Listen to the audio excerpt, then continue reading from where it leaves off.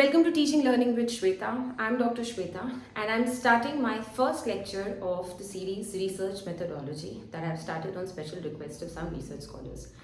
So today the first topic that I'm going to talk about is research problem, identifying research problem. This is one of the first and the major steps of our research.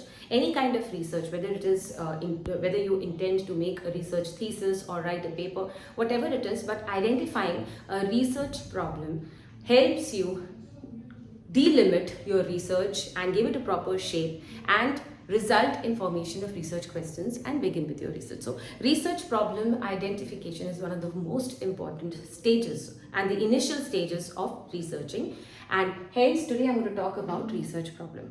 ये देखा गया है कि बहुत से research scholars हैं, उनको थोड़ा सा कंफ्यूजन होता है इन चीज़ों के बीच के डिफरेंस को, तो ये बेसिक समझना हमारे लिए बहुत ज़रूरी है. तो मैंने देखा है कि डाउट होता है कि research topic, research problem, purpose statement और रिसर्च क्वेश्चंस के बीच में क्या डिफरेंस है, तो इसके बारे में ही मैं आज बात करूंगी.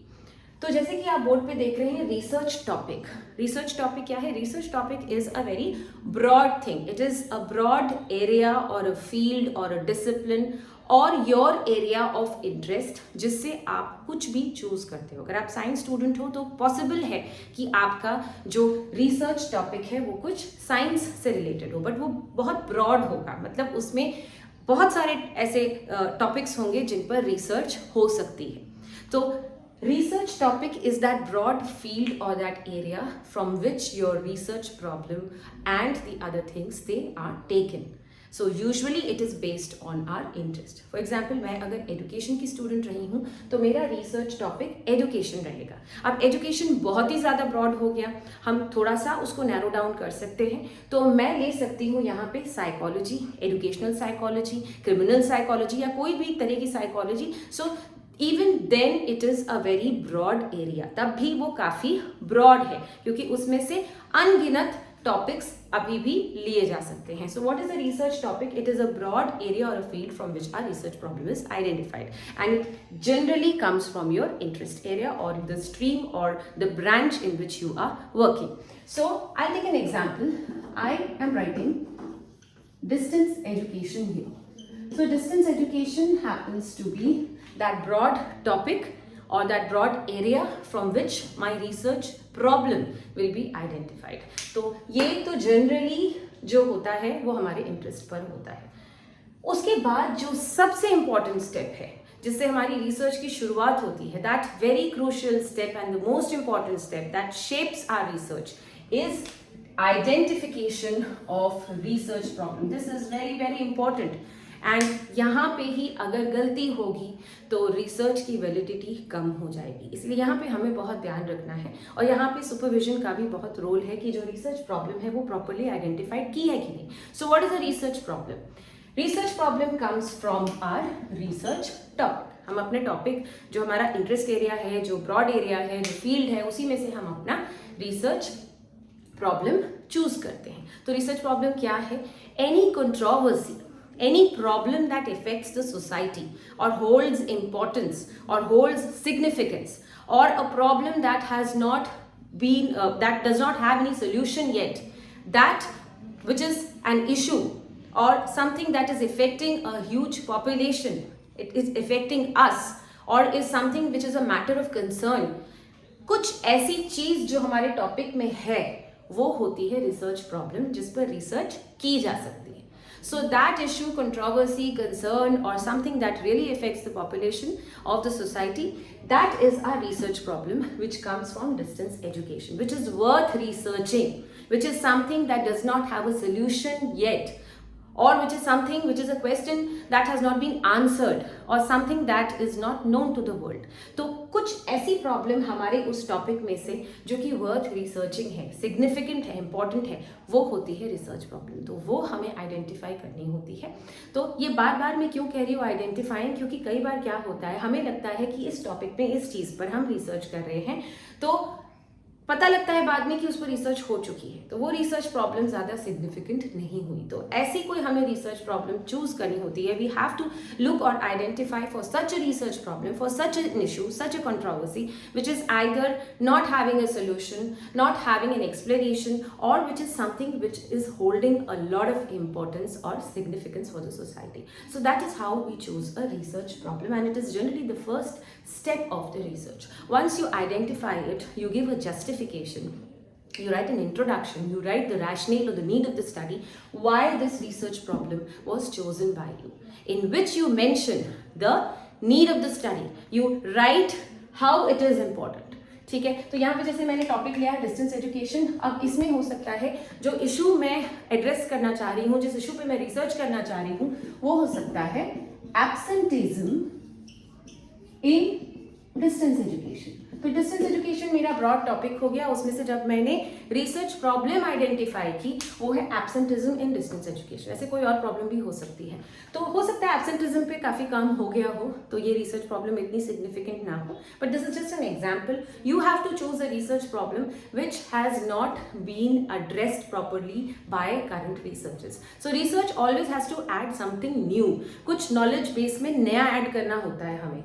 इसीलिए रिसर्च प्रॉब्लम आप जो भी आपका टॉपिक है उसमें से ही चूज करते हो। कुछ ऐसा होता है जो इंपॉर्टेंट होता है, सिग्निफिकेंट होता है, तो that is identification of research problem. तो अपनी थीसिस में आप शुरुआत ही ऐसे करते हो, आप बताते हो कि आपने ये रिसर्च प्रॉब्लम क्यों ली है। So you begin your research by identifying the research problem from the broad topic which is usually your interest area, and then you begin with justifying why did you take this research problem, or why did you undertake this research problem, how it is affecting the society, and why working on it is necessary. Once you have identified the research problem, which in this example is absenteeism in distance education, then you give your purpose statement. Purpose statement कैसे होता है? For example, अब मेरा research problem क्या है?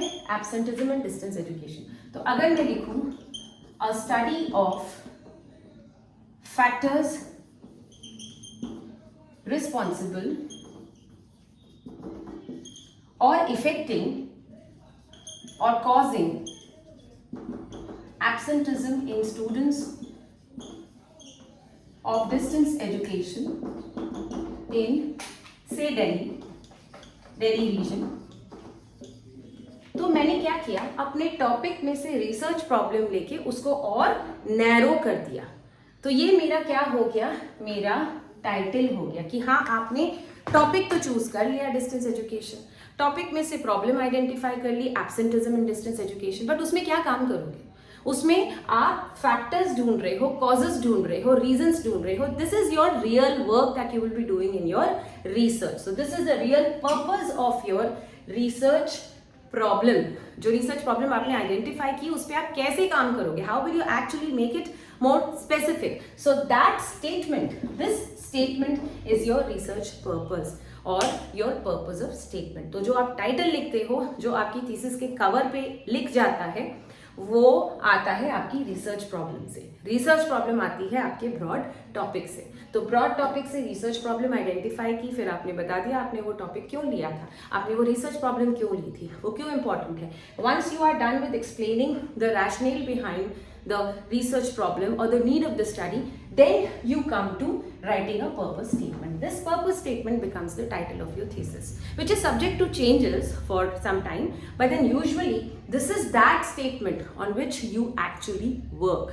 So looking at this statement, we can make out what actually will be the nature of the study, what could be the methodology of the study. So it gives everyone a huge idea about the nature of the study. तो ये statement of purpose आता है हमारी research problem से, research problem आती है हमारे topic से। तो ये तीनों के बीच का डिफरेंस है। तो अगर आप किसी कॉलेज में अप्लाई कर रहे हैं तो आपसे कहा जाएगा पर्पस ऑफ स्टेटमेंट। तो पर्पस ऑफ स्टेटमेंट में आप अपना ये टाइटल तैयार रखेंगे।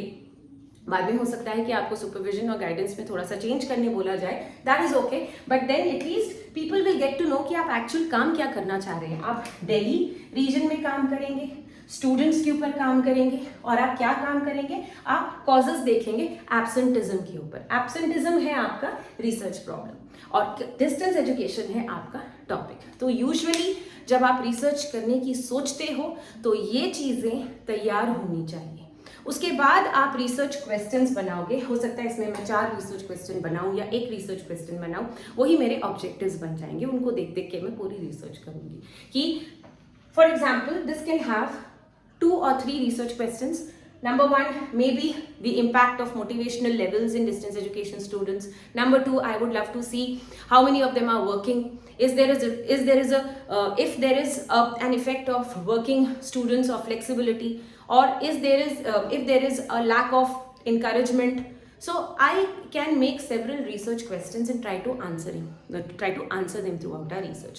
तो research questions बाद में बनते हैं, उनसे हमारे ऑब्जेक्टिव्स आते हैं और उन ऑब्जेक्टिव्स को हम पूरी टाइम रिसर्च में देख देख के काम करते हैं। तो वो तो हम बाद में आने वाले लेक्चर्स में हम पढ़ेंगे कैसे रिसर्च क्वेश्चंस बनाते हैं, कैसे ऑब्जेक्टिव्स बनाते हैं। फिलहाल for the first lecture this is enough for you to understand that you have to as a research scholar the first thing that you have to do is to choose your topic.